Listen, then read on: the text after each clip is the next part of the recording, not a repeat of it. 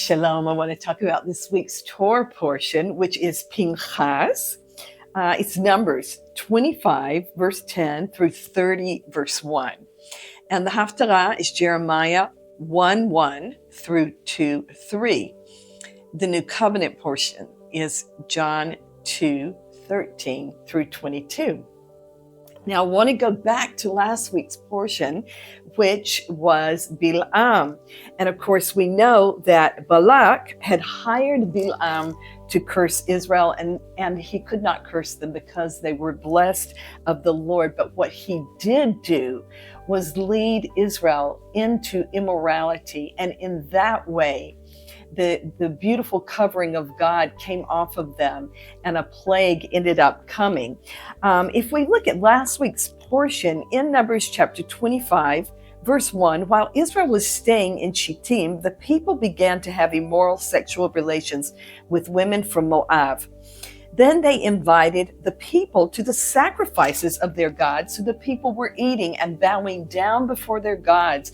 When Israel became bound to Baal of Peor, the anger of Adonai grew hot against Israel. And then going down to verse 6, behold, a man from Bnei Israel came and brought a Midianite woman to his brothers before the eyes of Moses and of the whole assembly of Bnei Israel while they were weeping at the entrance to the tent of meeting. And we're still in last week's portion when we hear about Pinchas.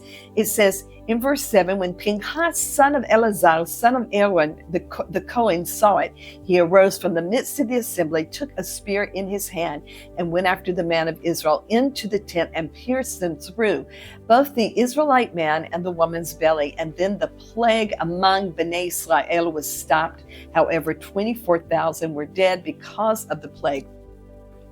And it's at this point that we now enter this week's Parashat, which, as I said, the name of it is Pinchas, named after him. And I wanted to just start reading there, still in verse 25, in chapter 25 of Numbers. And starting in verse 10, Adonai spoke to Moses, saying, Pinchas, son of Eleazar, son of Aharon, the Kohen, has turned away my anger from Bnei Israel because he was very zealous for me among them, so that I did not put an end to Bnei Israel in my zeal. So now say, see, I am making with him a covenant of shalom. It will be for him and his descendants after him a covenant of an everlasting priesthood, because he was zealous for his God and atoned for Bnei Israel. I think there's so much in that little piece right there, because God made an everlasting covenant with him for priesthood, and it was because he was zealous. Now, in English, if you look up the definition to zealous, it says showing great energy or enthusiasm in pursuit of a cause or objective. And that's exactly what he was. The opposite of it is apathetic. So really, God's people should never be apathetic about sin. In Hebrew, the same word is used for jealousy and for zeal. And that word is kina. And that's the word that is used here in this portion. And in some English translation, the word jealousy is used instead of zeal. I want to continue on. When we get to chapter 26 of Numbers, it says in verse 1, after the plague, which plague? The one that broke out because of the sexual immorality. After the plague, Adonai said to Moses and Eleazar, son of Aharon the Kohen, saying, take a head count of the entire community of Bnei Israel, sons 20 years old and upward, by their ancestral houses, all who can serve in Israel's army. So they start numbering to see how big of an army Israel can have. Now, one of the interesting things about this particular parasha is that time after time, we see it going back over things that happened in previous parashot. And I just see that as the Lord. How many times does God tell us to remember? We're to remember the good things that God does. But he also says, remember Lot's wife. We are to remember the wrong things and the mistakes that are made in order that we ourselves don't have to go through those mistakes again. So we are seeing him, he's going through by the tribe and he's counting them, and he's counting the sons of Reuben. And in verse 8, the son of Palu was Eliab. The sons of Eliab were Nemuel, Datan, and Aviram. These were the Datan and Aviram who were community leaders who rebelled against Moses and Aaron and were among the following of Korah in their rebellion against Adonai. Then the earth opened its mouth and swallowed them with Korah, whose followers died when the fire consumed the 250 men, these men serving as a warning. Korah's sons, however, did not die. And this is one of the most encouraging things in the Bible. Korah's sons did not die. And as I was just saying, this was a parasha that we went through a few weeks back, but God is bringing it back up again. The wonderful thing here is that Korah's sons went on to write some of the most beautiful psalms in the Bible. And I want to read one of those as we close today. But going on still, as we get into chapter 27, and they're talking, let's go back to chapter 26, verse 52. Adonai spoke to Moses saying, the land is to be divided to these as an inheritance according to the number of names. For the larger, you are to make his inheritance larger, and to the smaller, you are to make his inheritance smaller. He goes on and he starts talking about the family of the Levites, and once again, repeating himself in things that we've already studied in previous parashot. And in verse 58, it says, these were the families of Levi, the Levinite family, the Hebronite family, the Machalite family, the Mushite family, and the Korahite family. Kohath fathered Amram. Amram's wife's name was Yochebed, daughter of Levi, who was born to the Levites in Egypt. She gave birth for Amram, Aharon, and Moses, as well as Miriam, their sister. So Amram was the father of Moses. And this is the second time in the Bible that we see the name of Moses' mother, Yochebed, coming from the word, two words, Yo, which is coming from the word Adonai, or Yud He Vav He, and then Kavod, or glory. And what we see, the other place that's written is in Genesis 6, verse 20. And what we also see there is that Moses' father, Amram, actually married his aunt. So Yochebed was Amram's aunt. You can check that out there for yourself in Exodus. Anyway, it goes on, is still in Numbers 26, verse 60. Aharon was the father of Nadav, Avihu, Elazar, and Itamar. However, Nadav and Avihu died when they offered sacrifices with unauthorized fire before Adonai. And then the last sentence in verse 62 is, he did not give them, the Levites, an inheritance among Bnei Israel. And why not? He had already told us that because God himself is the inheritance of the Levites. But here, once again, is God going back and talking about the sin of Aaron's sons. A really interesting portion happens here, because when they were numbering all the sons and the inheritance, we get a story of a family that didn't have any sons. They only had daughters. And so in chapter 27, verse 1, the daughters of Zelophehad, son of Hefer, son of Gilad, son of Machir, son of Menashe, of the families of Menashe, son of Yosef. The names of his daughters were Machla, Noah, Hoglah, Milcah, and Tirza. They stood before Moses, Eleazar the Kohen, and the princes of the entire assembly at the entrance to the tent of meeting, and said, our father died in the wilderness, but he was not one of the followers banding together against Adonai with Korah.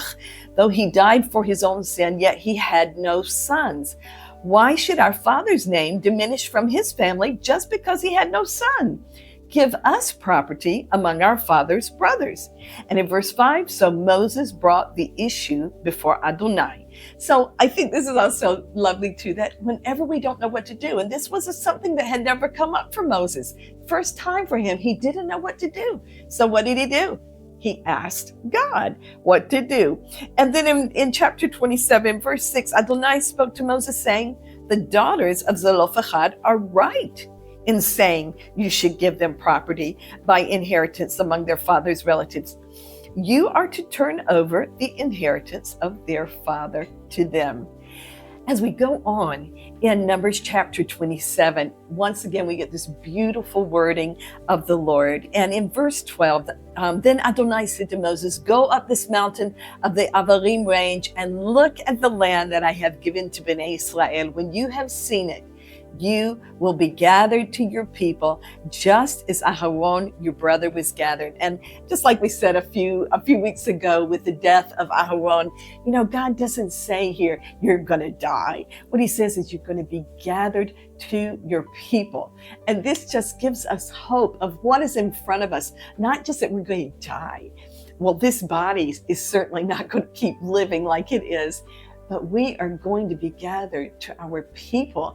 And I'm going to see my mother and my grandmother and all of those who went before me, all of my loved ones there. And it's going to be like one great big family reunion, I believe, when we get there. We'll find out. Okay, still in chapter 27, once again, God is going back over the sin of Moses, just like he has gone back over the sin of Korah in this particular parasha. And in verse 14 of chapter 27, he says, in the wilderness of sin during the strife of the community, you both, meaning Moses and Aaron, rebelled against my word instead of honoring me as holy at the waters before their eyes. And so then in chapter 15, Moses spoke to Adonai saying, may Adonai, God of the spirits of all flesh, appoint a man over the community to go out and come in before them, who will lead them out and bring them out, so that the people of Adonai will not be like sheep without a shepherd. Adonai said to Moses, take Joshua, son of Nun, a man in whom is the Ruach, and lay your hand on him. You will have him stand before Eleazar the Kohen and the entire assembly and commission him before their eyes. Give to him some of your authority so that the whole community of Bnei Israel will obey him. He will stand before Eleazar the Kohen, who will pray and obtain judgments for him by Urim, and before Adonai. At his mouth they will go out, and at his mouth they will come in, he and all the community of Bnei Israel with him. And so God appointed a man, Joshua, who would be the leader of Israel after Moses had been gathered to his people. We are coming to the end of this portion. We've still got one more chapter, which is chapter 28. And basically it starts in verse 1. Adonai spoke to Moses saying, command Bnei Israel and tell them to be careful to present to me at the Moedim my food offerings by fire as a pleasing aroma. God goes on, and these are the Moedim, are the appointed times that he lists here. We actually know that there are more, but this is what's listed in this particular list. The Shabbat, the Rosh Chodesh, or the new moon, Passover. We know truly that Passover includes also the week of unleavened bread and also first fruits, but that's not mentioned here. Shavuot, or the Feast of Weeks, in chapter 29, Yom Teruah, or what we know as the Feast of Trumpets, Yom Kippur, the Day of Atonement, and Sukkot, the Feast of Tabernacles. And God basically is saying here not to forget to come and bring offerings during these times. It's like God has his calendar and he marks these dates on his calendar. They are special dates when he wants to meet with his children. And he's saying, children, don't forget to show up, and let's have a special time together. Last night I was with all my children, my grandchildren. They were all sitting around the table. And I was so filled with joy. And I feel that the Father is the same. It's the Father heart of God, that there could be nothing greater than him at a holiday, to have all of his children sitting around with him at the table while he talks to them. And therefore, he wants us to show up for his holidays. Well, like I said in the beginning, the wonderful thing about the story of Korah was that it wasn't a complete tragedy in the fact that his sons were redeemed, basically. They ended up, the sons of Korah, ended up to become men who would write some really beautiful Psalms. And I just quickly want to go through Psalm 84 because it is one of the Psalms of the sons of Korah. How lovely are your tabernacles, Adonai Tsebaot. My soul yearns and even faints for the courts of Adonai. My heart and my flesh sing for joy to the living God. Even the sparrow has found a home, and the swallow a nest for herself where she may lay her young near your altars, Adonai Tsebaot, my King and my God. Blessed are they who dwell in your house. They are ever praising you, Selah. Blessed is the one whose strength is in you, in whose heart are the pilgrim roads. Passing through the valley of Bacha, they make it a spring. The early rain covers it with blessings. They go from strength to strength. Every one of them appears before God in Zion. Adonai Tsebaot, hear my prayer. Give ear, O God of Jacob, Selah. O God, look at our shield and look upon the face of your anointed. For a day in your courts is better than 1,000 anywhere else. I would rather stand at the threshold of the house of my God than dwell in the tents of wickedness. For Adonai Elohim is a sun and a shield. Adonai gives grace and glory. No good thing will he withhold from those who walk uprightly. Adonai Tsebaot, blessed is the one who trusts in you. I hope you have a wonderful day. Shalom.